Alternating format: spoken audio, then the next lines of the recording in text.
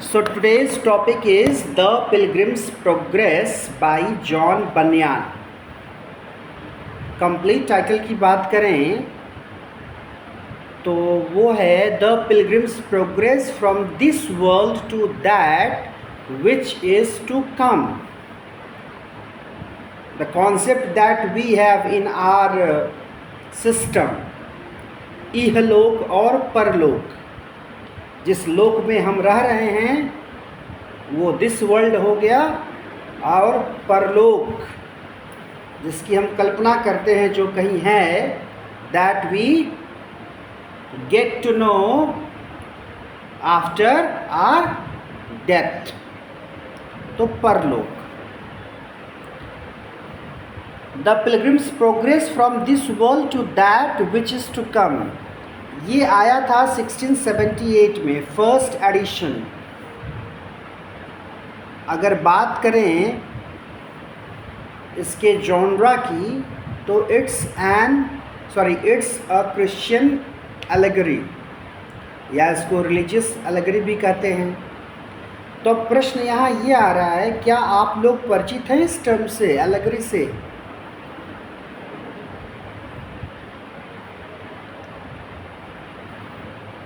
श्रुति? Yes sir. क्या होता है एलेगरी? सर ये एक लिटरेरी टर्म है एंड विच डिलीवर्स मतलब अ मैसेज टू, मतलब ये रीडर को एक मैसेज वो करता है, मीनिंग सही. हाँ बिल्कुल ये सही है कि शिवानी. Yes tell. सही पढ़ा है, पूरा डेफिनेशन तो याद नहीं है, थोड़ा सा बता सकते हैं.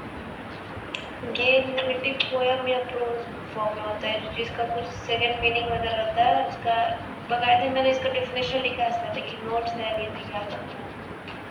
Don't go for exact definition.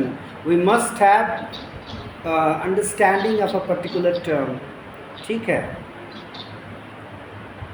Allegory obviously mainly it is found in poems. Sometimes a prose can also be allegorical, but most of the times we have poem. So a poem which deals with obviously a higher theme. उसमें होता ये है कि एक story आपके सामने रहेगी, कुछ कैरेक्टर्स रहेंगे, सुपरफिशियल लेवल पर एक कहानी चल रही होगी, डीपर लेवल पर will have a different story. 1 minute. Has been translated into more than 200 languages. 200 से अधिक भाषाओं में इसका अनुवाद हो चुका है. ऑब्वियस है कि ये कोई मामूली किताब नहीं होगी. इसका मतलब, और ऑब्वियस है ये भी है कि जब किसी चीज़ की का रिलीजियस पर्सपेक्टिव अधिक हो जाता है तो लोग उस पर ज़्यादा ध्यान देते हैं. आप देखिए तमाम किताबें लिखी गई हैं आज तक, लेकिन अगर आप सनातन धर्म की कुछ किताबों की बात करें तो उनकी एडिशंस जितने हुए हैं, उनकी प्रतियां जितनी बिकी हैं, उतनी शायद कोई साहित्य की किताब की नहीं बिकी. जितनी आज तक गीता बिकी होगी, रामायण बिकी होगी, शायद उतना कोई एक पर्टिकुलर नॉवेल हिंदी का नहीं बिका होगा, या संस्कृत की कोई चीज़. वैसे तो जब चीज़ रिलीजन से जुड़ जाती है तो लोगों की आस्था भी होती है, कई जगहों पर ज़रूरत भी होती है, और उसके हिसाब से उसका प्रमोशन हो जाता है समय के साथ. One quotation that we are having here is by Robert McCrum. क्या बोलते हैं? There is no book in English apart from the Bible to equal Bunyan's masterpiece for the range of its readership. यानी English में Bible ही एक ऐसा है जो टक्कर देता है. बाइबल के बाद दूसरे नंबर पर आप पाएंगे रीडरशिप में, तो किसका नाम पाएंगे? पिलग्रिम्स प्रोग्रेस का नाम पाएंगे, द पिलग्रिम्स प्रोग्रेस. इससे मुझे वो बात याद आती है जब इन मेमोरियम लिखा था, किसने? Whose writing is in memoriam?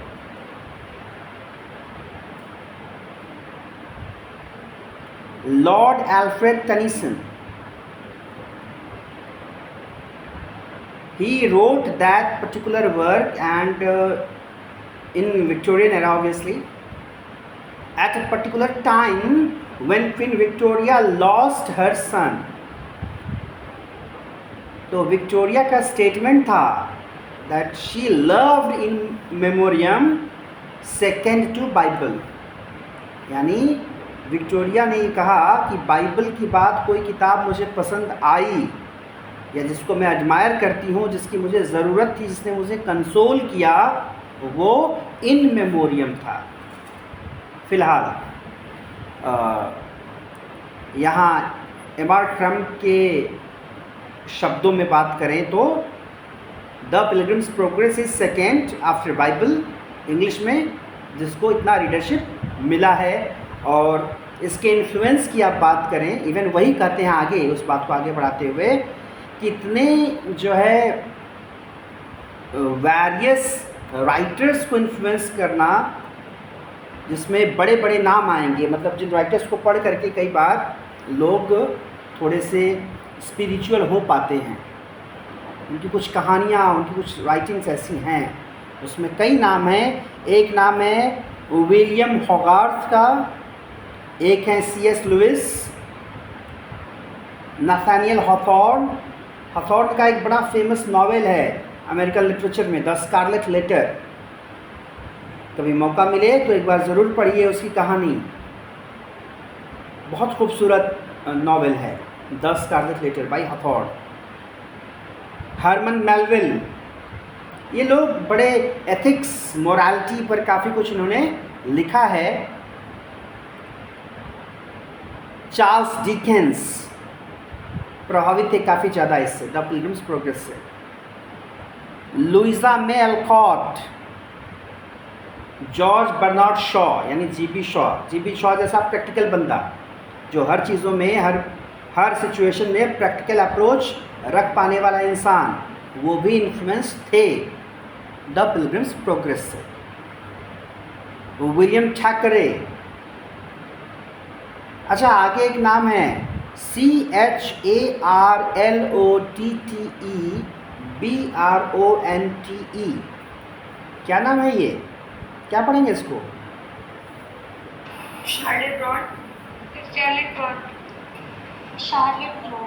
Very good. तो दिस इज शॉर्ट। अब वही है, आप ब्रिटिश प्रोनाउंसिएशन में जाएंगे तो र भी प्रोनाउंस नहीं होगा, ठीक है? तो शार न करके शाह हो जाएगा, Charlotte Bronte, Charlotte Bronte. American में जाएंगे तो र का उच्चारण होगा। तो शार्लेट ब्रॉन्ट, मार्क ट्वेन,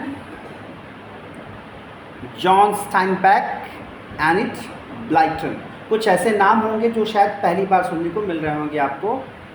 इसमें से कुछ नाम बहुत बड़े हैं, बड़े लोगों के नाम हैं जो जिनके बारे में हमें आज नहीं कल पढ़ना ही होगा। उसमें आप बात कर सकते हैं हॉथॉर्न की, मेलविल की, डिकेंस की, G.B. शॉ की, विलियम थैकरे की और शार्लेट ब्रॉन्ट की, मार्क ट्वेन। ये बहुत फेमस नाम है जिनसे क्वेश्चंस तो आते ही आते हैं एग्ज़ाम्स में। एक फेमस हिम है। अच्छा, हिम क्या होता है? HYMN।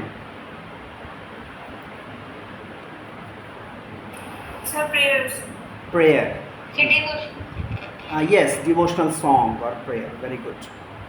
तो एक हिम है टू बी अ पिलग्रिम, वो हिम इसी पर बेस्ड है, इसी पर्टिकुलर वर्क पर। टेक्स्ट की अगर बात करें, नॉर्मली रिलीजियस टेक्स्ट में ये वर्ड्स का बड़ा जो है पता नहीं क्या इम्पोर्टेंस है, याद करना पड़ता है। यहाँ पूछा जाता है रामचरितमानस में कितनी चौपाइयाँ हैं, रामायण में कितने श्लोक हैं, महाभारत में कितने श्लोक हैं। तो 1,08,260 वर्ड्स आर देयर, 108,260, ये वर्ड्स की संख्या है। अब जिस वक्त ये लिखा गया उस समय तो एमएस वर्ड भी नहीं रहा होगा, पता नहीं वर्ड कैसे इन लोगों ने काउंट किया होगा, शायद ये बाद में चीज़ आई होगी। डिवाइडेड इनटू 2 पार्ट्स, 2 भागों में बटा हुआ है। Each reading as a continuous narrative with no chapter divisions. अच्छी बात है, चैप्टर डिवीज़न होते तो अलग अलग चैप्टर भी बैठ कर के याद करना होता। 2 भागों में बटा हुआ है और कंटिन्यूअस नरेटिव है, जैसे आजकल मूवीज़ बनती है, जो सीक्वल बनता है, सीक्वल और प्रीक्वल होता है। चैप्टर डिविजन्स कुछ भी नहीं, तो बस ये याद रखना है कि नंबर ऑफ़ वर्ड्स कितने हैं और कितने पार्ट्स में हैं, 2 पार्ट्स में हैं।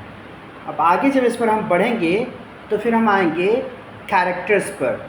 तो जैसा पहले ही मैंने बता दिया कि जब हम एलेगरी की बात करते हैं तो उसमें चीज़ें सिंबॉलिक होती हैं, और एक समय ट्रेंड रहा है इंग्लिश लिटरेचर में जब इवन कैरेक्टर्स के नाम भी जो है वो बड़े एब्स्ट्रैक्ट वाले नाम हुआ करते थे, जिनकी कोई न कोई रिलीजियस मीनिंग्स होती थी। अगर आपको याद हो मॉरलिटी प्लेस, तो मॉरलिटी प्लेस अगर याद नहीं तो एक बार आप उसको लिटरेचर में जाके पढ़ लीजिएगा, उसमें कैरेक्टर्स के नाम भी ऐसे ही मिलेंगे। इवन ये जो वर्क है द पिलग्रिम्स प्रोग्रेस, इसको कुछ लोगों ने फर्स्ट नॉवेल इन इंग्लिश भी माना है। हालांकि ऐसे दावे बहुत सॉलिड नहीं होते। किसी भी पर्टिकुलर वर्क को फर्स्ट कह देना या किसी पर्टिकुलर राइटर को फादर कह देना किसी चीज़ का, ये थोड़ा सा ऐसा है कि बहुत मतलब कंट्रोवर्शियल होता है समटाइम्स। तो कैरेक्टर्स पर आते हैं। विकिपीडिया में ओपन करिएगा कैरेक्टर्स। फर्स्ट पार्ट में कुछ कैरेक्टर्स के नाम सामने मिलेंगे आपको, और देखिए नाम कैसे हैं। Christian, Evangelist, Obstinate, Pliable, Help, नाम है कैरेक्टर का Help, Mister Worldly wise Man, Goodwill, Beelzebub. I hope आप लोग परिचित होंगे बिल्ज़बब से, अगर पैराडाइज लॉस्ट के बारे में थोड़ा सा अपने से भी पढ़ा होगा। The Interpreter, Shining Ones, Formalist, Hypocrisy, नाम है कैरेक्टर का हिपोक्रेसी। एब्स्ट्रैक्ट जो चीज़ें होती हैं मैंने कहा पहले ही, Timorous, Mistrust, Watchful, Discretion, Prudence, piety, charity, Apollyon, Pope and pagan, faithful, wanton, Adam the first, Moses। अब इतने कैरेक्टर्स आएंगे, मोसेस अगर आ गए इसमें, एडम आ गए, तो ऑब्वियस है कि ये बाइबल के आसपास की कहानी अलग ढंग से देखने को मिलेगी।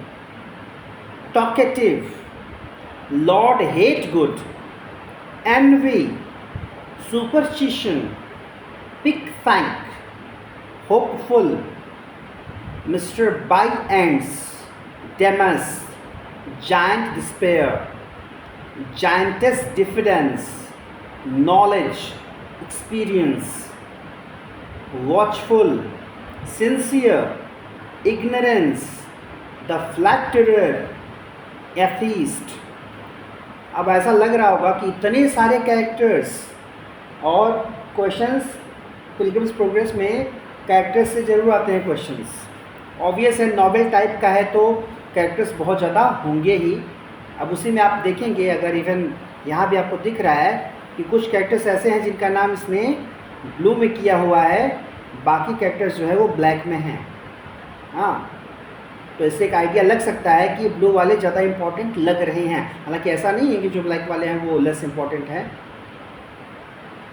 तो फर्स्ट पार्ट के कैरेक्टर्स इतने हैं, सेकंड पार्ट के भी आगे हैं। तो पहले फर्स्ट पार्ट के बारे में थोड़ी बात हम कर लेते हैं। क्वेश्चन के बारे में, was born with the name Graceless, protagonist in the first part. पहले पार्ट का प्रोटैगनिस्ट है, नोट कर सकते हैं साथ में। पहले पार्ट के प्रोटैगनिस्ट का नाम है क्रिश्चियन, शुरुआत में उसका नाम था ग्रेसलेस। जैसे मेरी आदत है, मैं तुरंत आ जाता हूँ हिंदुस्तान में, जब भी बात करता हूँ अंग्रेजी साहित्य की तो चले आते हैं हिंदुस्तान में। आप में से कोई मुझे बता सकता है विवेकानंद का नाम विवेकानंद पड़ा, उसके पहले उनका क्या नाम था?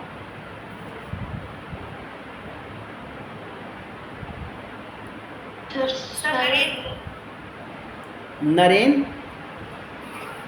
सर पूरा नहीं याद है सर, नरेन याद है, पूरा नहीं याद है। नरेन एड्रेस किया जाता था, नरेंद्रनाथ पूरा नाम था, नरेंद्रनाथ दत्त, लेकिन ये बचपन का नाम था। मैंने पूछा विवेकानंद होने से पहले उनका नाम क्या था?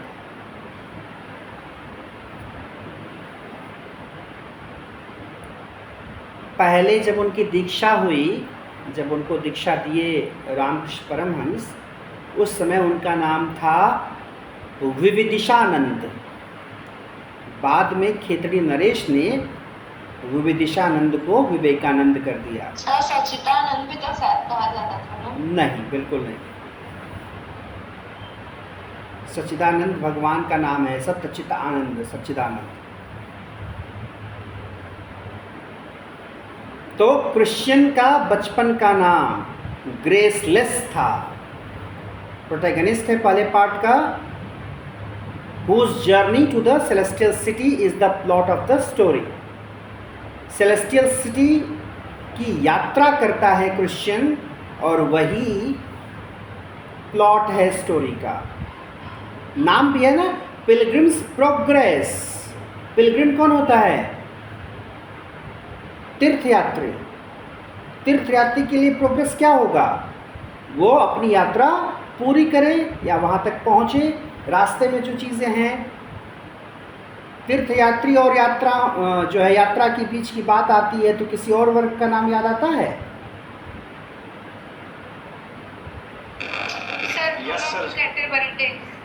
Yes, Canterbury Tales, very good, ठीक है। Evangelist, the religious man who puts Christian on the path to the celestial city, also shows Christian a scroll on which is written, "Flee from the wrath to come," a possible symbol of the Bible। बड़ी अच्छी बात है। Evangelist जो है वो रास्ता दिखाने वाला है क्रिश्चियन को, कहाँ उसको जाना है, सेलेस्टियल सिटी के लिए रास्ता किधर से जा रहा है। वो कई बार मजाक में, कई बार गंभीरता से लोग बात करते हैं, भैया ये रास्ता कहाँ जाता है? तो अगला बोलता है भैया रास्ता कहीं ना जाता, आपको जाना है तो बताइए कहाँ जाना है। But you know these roads, they don't go anywhere, but they lead us to everywhere। and here that road, that track, that path is being shown by evangelist। Christian is going there to the celestial city and evangelist is showing him the path। और वो quotation भी उसको दिखाता है, flee from the wrath to come। कोई अगर गुस्सा आता है तो उससे भागना होगा, कैसे बचना होगा। अगर आप याद करें तो कहा जाता है कि क्रोध ईश्वर का भोजन है। When you show anger, that anger, or even not that anger, the kind of ego that one has, अहंकार। तो flee from the wrath to come, a possible symbol of the Bible। ये वो दिखाता है, इवेंजलिस्ट दिखाता है इसको, Christian को। दो कैरेक्टर क्लियर हो गए। ऑब्स्टिनेट क्या है? One of the to residents of the city of destruction. एक शहर है, उसका नाम ही है डिस्ट्रक्शन, और वहाँ दो लोग रहते हैं, वहाँ के दो रेजिडेंट्स हैं इस वर्क में। उसमें से एक का नाम है Obstinate. Run after Christian when he first sets out in order to bring him back. Like his name, he is stubborn and is disgusted with Christian।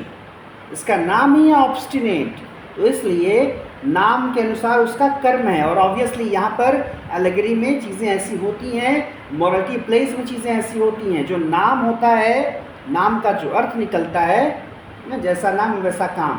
तो that meaning is generated out of that personality और the kind of behaviour one shows gets origin from the name itself. तो Obstinate, अब कोई obstinate है इसका मतलब वो stubborn होगा, ज़िद्दी होगा और क्रिश्चियन को पसंद नहीं करता। With pliable for making a journey that he thinks is nonsense. तो ऑब्स्टिनेट की नज़र में क्रिश्चियन की जो जर्नी सेलेस्टियल सिटी के लिए है वो बकवास है। और when you go on a path when everything is situation is very favorable to you, that means it is said when you are going somewhere and everything is favorable to you, that means you are going in a wrong way, because when you walk on a path of goodness, a path of sanctity,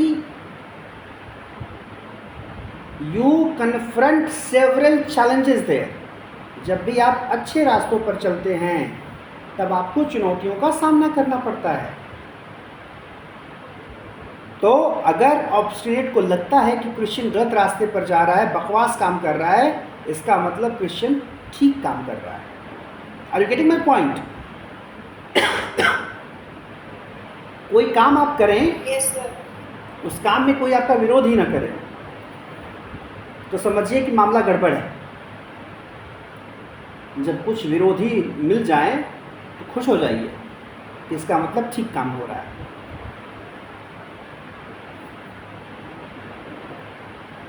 then Pliable, the other of the two, ऊपर बात किए थे हम, जो residents हैं दो city of destruction के, उसमें से एक है ऑब्स्टिनेट, दूसरा है pliable. Goes with Christian until both of them fall into the slough of despond, a boggy mire composed of the decadence and filthiness of sin, and a swamp that makes the fears and doubts of a present and past sinner real. तो pliable साथ में जाता है Christian के, लेकिन ultimately दोनों कहीं गिर जाते हैं। कहाँ गिरते हैं? स्लफ ऑफ डिस्पॉन्ड में, जो पूरी नेगेटिविटी से भरी जगह है। Pliable escapes from the slough and returns home. Like his name, he is insecure and goes along with some things for a little while, but quickly gives up on them. तो नाम है इसका pliable, इसका मतलब ये insecure रहेगा, कोई भी काम, कोई भी इनिशिएटिव लेगा तो बहुत ज़्यादा उस पर टिक नहीं पाएगा। नहीं, this reminds me of category of 3 people in Sanskrit. मुझे श्लोक वगैरह तो याद नहीं, लेकिन उसमें इंसान की 3 कैटेगरी के बारे में बात की गई है। 3 type of people are there. व्यक्ति 3 तरह के होते हैं। एक वो होता है जो तमाम चैलेंजेस की गाथा गा करके शुरू में ही कोई काम शुरू ही नहीं करता, आलसी टाइप का, बहाने खोजता है। दूसरा व्यक्ति कौन होता है? तो जो पहली जो कैटेगरी है वो निकृष्ट लोगों की है। जो दूसरी वाली है वो किसकी कैटेगरी है? Second kind of people. काम शुरू तो कर देंगे, माहौल भी बना लेंगे और उसको थोड़ा आगे बढ़ाएंगे, लेकिन बीच में ही जा करके सरेंडर कर देंगे कि अब नहीं होगा। तो ऐसे मीडियम टाइप ऑफ पीपल होते हैं। और जो श्रेष्ठ लोग होते हैं वो काम को शुरू करते हैं तो चाहे जितनी चुनौतियां आएँ, उन चुनौतियों को पार करते हुए वो उसको एंड तक लेकर के जाते हैं। तो ऑब्वियस है जो प्लायबल है वो सेकेंड टाइप में आता है। अब आप लोग खुद को भी कैटेगराइज कर लीजिए कि आप किस श्रेणी में आ रहे हैं और किस श्रेणी में आना चाहिए। यही है, जब भक्ति की बातें होंगी तो इस तरह के क्वेश्चंस आएंगे, है ना। Spiritual questions will be there and you will have to confront them. Help, Christian's rescuer from this Slough of Despond. नाम ही है हेल्प, यानी वो सहायता के लिए आएगा तो क्रिश्चियन को वहाँ से निकालने का काम करता है help. Mister Worldly wise man कौन है? Resident of a place called carnal policy. अच्छा, कार्नल जानते हैं आप लोग क्या होता है? CARNAL।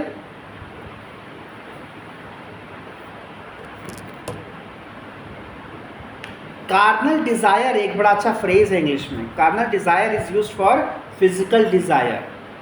So all type of materialistic thing. तो जब भी इसका अगर नाम है कार्नल पॉलिसी, इसका मतलब वो भौतिक सुख सुविधाओं या भौतिक विलासिता, लग्जरियस लाइफ को रिप्रेजेंट करने वाली ये चीज़ है। तो वर्ल्डली वाइज मैन कौन है? कार्नल पॉलिसी के रेजिडेंट हैं। Persuades Christian to go out of his way to being helped by a friend named Mister Legality. तो क्या कहता है कि तुमको सहायता चाहिए तो तुम्हें जाना होगा मिस्टर लीगैलिटी के पास and then move to the city of Morality. वो जाना चाह रहा है सेलेस्टियल सिटी के पास, वो ये कह रहा है कि तुम्हें सिटी ऑफ मॉरालिटी की तरफ जाना चाहिए। अच्छा, सिटी ऑफ मॉरालिटी के बारे में आप एक छोटी सी इंफॉर्मेशन दी, क्या है? Which focuses salvation on the law and good deeds instead of faith and love in Jesus Christ. तो जो सिटी ऑफ मॉरालिटी है उसकी आइडियोलॉजी क्या है, उसका क्या मानना है कि सैल्वेशन कब होगा। आप देखिए बड़े इंपॉर्टेंट टर्म्स आ रहे हैं इसमें। सैल्वेशन, आप में से कोई बता सकता है सैल्वेशन क्या है? मोक्ष की प्राप्ति। अरे बाप रे वैष्णवी, हर चीज़ का हिंदी अनुवाद खतरनाक होता है। मोक्ष और सैल्वेशन में वही अंतर है जो शांति और पीस में है, जो ज्ञान और नॉलेज में है।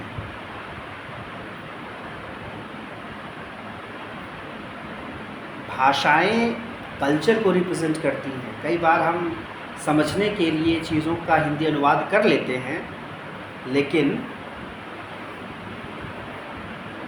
वो एग्जैक्टली होता नहीं है।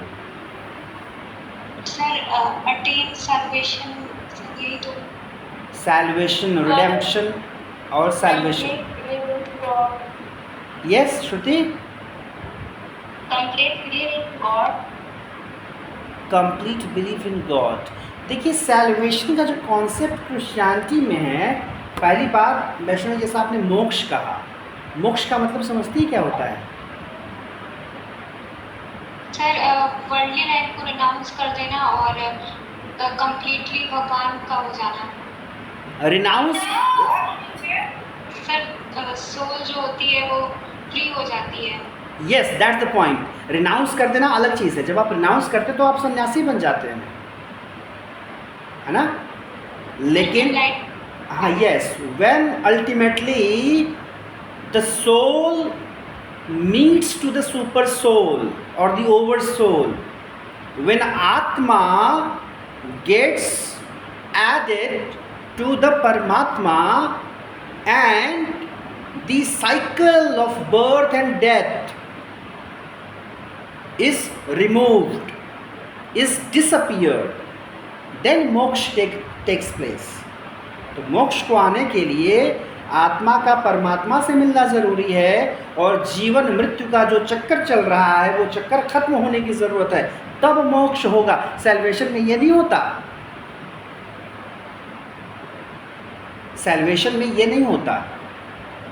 क्यों नहीं होता? उसका बड़ा रीज़न ये है कि शायद वो रिजरेक्शन में बिलीव तो करते हैं, they believe in resurrection. Resurrection समझती क्या होता है? रिजरेक्शन का जो कॉन्सेप्ट है, यस उदिशा, मतलब सर अगर उसको वैसे ही हिंदी टू इंग्लिश करेंगे तो पुनर्जन्म हो जाएगा। ना ना ना, पुनर्जन्म नहीं होता, मतलब पुनर्जन्म नहीं होता सर। मतलब जैसे पुनर्जन्म का मतलब होता है कि एक बॉडी मर जाती है और फिर वही आत्मा दूसरे इंसान की बॉडी में आ जाती है, पुनर्जन्म वो होता है। लेकिन रेजरेक्शन मतलब जैसे सर जीसस क्राइस्ट का रेजरेक्शन हुआ था, मतलब लाइक वही वाली बॉडी फिर से जिंदा हो गई। यस, पुनर्जीवित हो गए थे वो। तो पुनर्जन्म और पुनर्जीवित होने में अंतर है। तो रिजरेक्शन का कॉन्सेप्ट है वहाँ पर, 40 दिन के बाद वो फिर से अलाइव हो गए थे, ऐसा माना जाता है।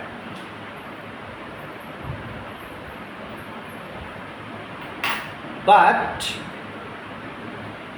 जो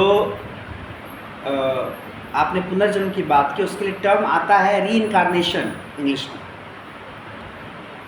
तो मैं ये कह रहा था कि उनका जो कल्चर है, दे डोंट बिलीव इन पुनर्जन्म। हाँ, पुनर्जन्म में बिलीव नहीं, तो जो पुनर्जन्म में बिलीव नहीं करेगा वो मोक्ष कहाँ से पाएगा?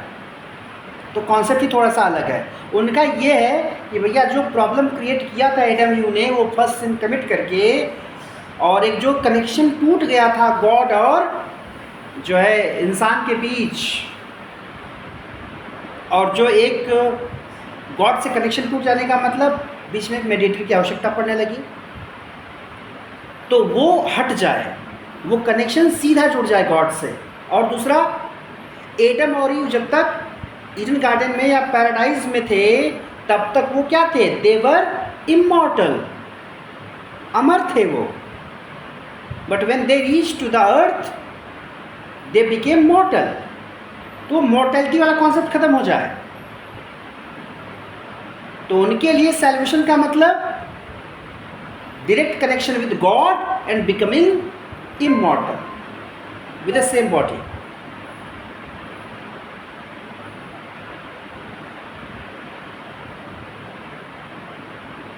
आई बात समझ में? तो Yes, sir. Language represents culture. तो यहाँ पर तो एक कॉन्सेप्ट तो सैल्वेशन का जो नॉर्मली क्या है, जो कॉन्सेप्ट होता है क्रिश्चियनिटी में, वो ये होता है कि आपको you will have to have faith and love towards Christ son of God. लेकिन जो सिटी ऑफ मॉरलिटी है वो कहती है कि आपको सैल्वेशन मिल सकता है, salvation on the law and good deeds. अच्छे काम करेंगे तो आपको सैल्वेशन मिल जाएगा। इसके लिए आपको क्राइस्ट में बिलीव करने की ज़रूरत नहीं है, फेथ रखने की ज़रूरत नहीं है। His real advice is from the world and not from God. उसकी वो जो एडवाइस उसका नाम ही है ना, वर्ल्डली वाइज मैन, यानी जिसको दुनिया की समझ है तो वो दुनिया का ज्ञान देता है, वो ईश्वरीय ज्ञान नहीं देता, दुनिया का ज्ञान देता है, प्रैक्टिकल नॉलेज। हाँ, वो टर्म्स और भी डिस्कस मैं कर रहा था, मैं कर रहा था पीस की बात, नॉलेज की बात। नॉलेज बड़ा सुपरफिशियल टर्म है ज्ञान के आगे।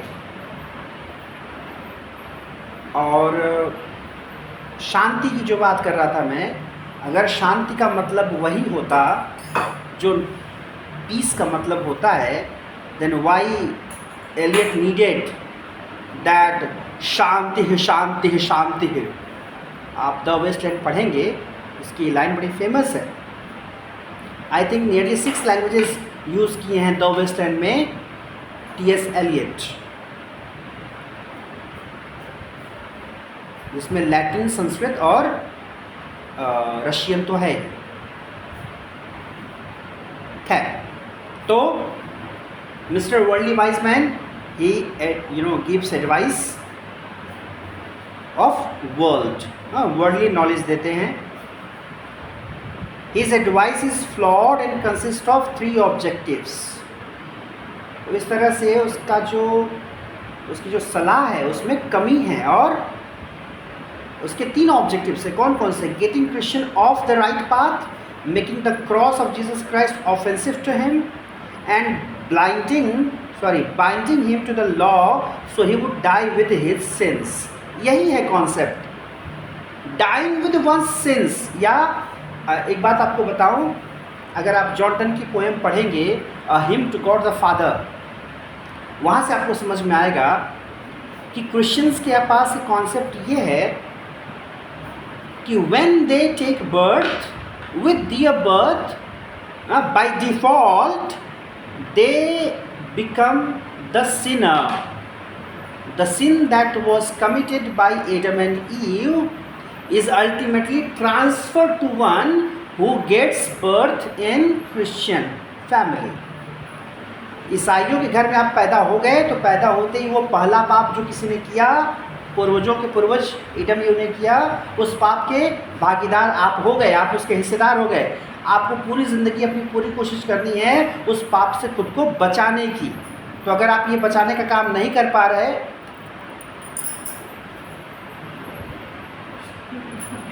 मैं क्लास चल रही है, आप क्या कर रही हैं? क्लास में लोगों को वीडियो ना दिखाइए। चलिए, यही है त्यौहार के माहौल में काम करने में और घर पर काम करने में। खैर,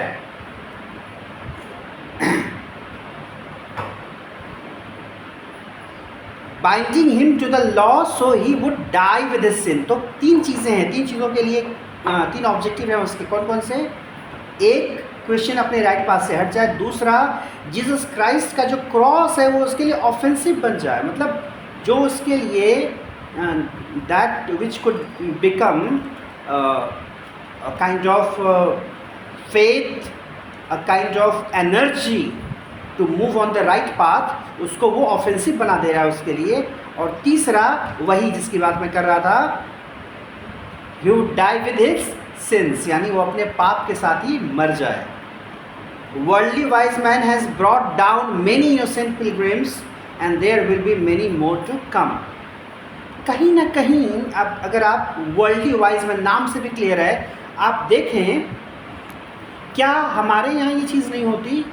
कोई अगर सब कुछ छोड़ करके सन्यासी बनने की कोशिश करता है तो क्या उसे लोग आसानी से सन्यास ग्रहण करने देते हैं? नहीं, लोग दुनिया का ज्ञान देते हैं उसको और उसकी अपनी जिम्मेदारियों का एहसास कराते हैं उसको। That you are trying to escape from the world, it means you are not responsible person, you are not completing your duty, you are escaping from your duty. The family in which you are born, you have some accountability of the family members. You'll have to work for them, you'll have to earn bread for them। और आपको उतनी ज्ञान की बातें, दुनिया वाले ज्ञान की बातें लोग बताना शुरू करते हैं। अब यहाँ कई बार ऐसा होता है, people have some debate on that topic, but the thing is, when you are doing something for a greater purpose,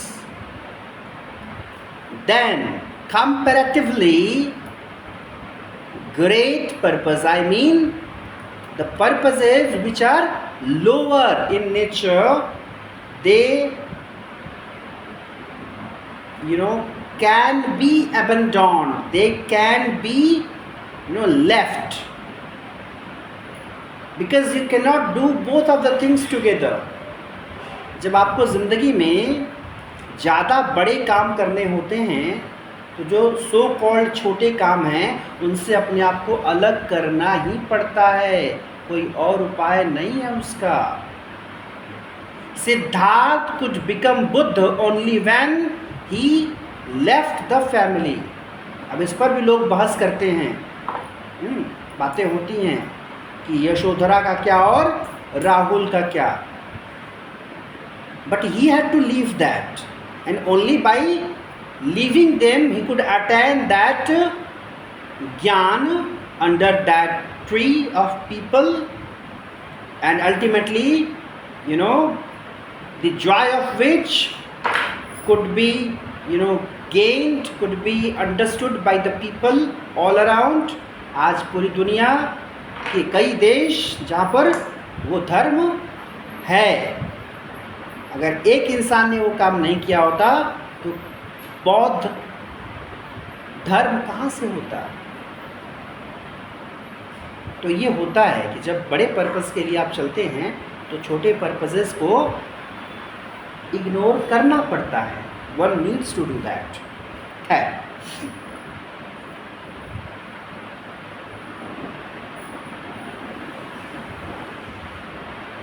worldly wise man has brought down many innocent pilgrims, there will be many more. कई लोगों को ऐसे ही जो है वो उस wise man ने अपने ज्ञान से जो सही रास्ते पर चल रहे थे लोग, क्रिश्चियन टाइप के लोग, उनको उस रास्ते से हटा दिया था। Then Goodwill, the keeper of the wicket gate through which one enters the straight and narrow way. एक गेट है जिसका नाम है विकेट गेट, वहाँ से रास्ता जो जाता है वो बड़ा सीधा और पतला है। इसका नाम किंग्स हाईवे भी दिया गया इसमें। अल्टीमेटली ये विकेट गेट जो है रास्ता ले जाता है सेलेस्टियल सिटी की तरफ। In the second part we find that this character is none other than Jesus Christ himself. Goose bumps वाली सिचुएशन है। गुडविल नाम का जो कैरेक्टर है फर्स्ट पार्ट में गुडविल नाम से आता है सामने, सेकेंड पार्ट में आप देखेंगे कि ये गुडविल कोई और नहीं, क्राइस्ट ही हैं। देन बिल्ज़ेबब, बिल्ज़ेबब को अगर आप मीनिंग का अर्थ समझने की कोशिश करें नाम का, तो होता है Lord of the Flies, one of Satan's companion archdemons. Paradise Lost में भी नाम आता है बिल्ज़ेबब का, जो सहयोगी थे सैटन के, मेफिस्टोफेलिस के। Has erected a fort near the wicket gate. इन्होंने क्या किया, उसके विकेट गेट के बगल में ही एक फोर्ट बना दिया और from which he and his soldiers can shoot arrows of fire at those about to enter the wicket gate so they will never enter it। वही होता है जो सैटन का काम होता है। सैटन का काम है ईश्वरीय काम में बाधा डालना। वही बात हो रही है कि जब अच्छे रास्ते पर आप चलेंगे तो चुनौतियाँ आएंगी। तो बिल्ज़ेबब का वही काम है, उसने फोर्ट बनाया ताकि वहाँ से एरोज खींच के मारे जा सकें जो लोग जाने की कोशिश कर रहे हैं, ताकि वो जा न पाए। He is also the Lord, God, King, Master and Prince of Vanity Fair. Christian calls him Captain of the foul fiend Apollyon, who he later met in the Valley of Humiliation. तो negative character है, negative character से मिलता जुलता रहता है। Vanity fair का Prince भी कहा जाता है, मास्टर भी कहा जाता है, किंग भी कहा जाता है। वही हिरण्यकश्यप टाइप का कैरेक्टर है, हाँ, जिसने खुद को भगवान समझ रखा था। Then we have the interpreter, the one who has his house along the way as a rest stop for travelers to check in to see pictures and dioramas to teach them the right way to live the Christian life। अच्छी बात है, interpreter नाम है interpret करने का, लोगों को सही रास्ता बताएगा, क्रिश्चियन लाइफ कैसे जी सकते हैं। Has been identified in second part as the Holy Spirit. तो यही है, दो पार्ट में आने का मतलब यही है कि एक पर्टिकुलर कैरेक्टर एक पार्ट में अगर उसका एक नाम है तो शायद दूसरे पार्ट में आप उसका नाम बदला हुआ देखेंगे। तो the interpreter ultimately Holi spirit है, और ऊपर हमने पढ़ा गुडविल जो अल्टीमेटली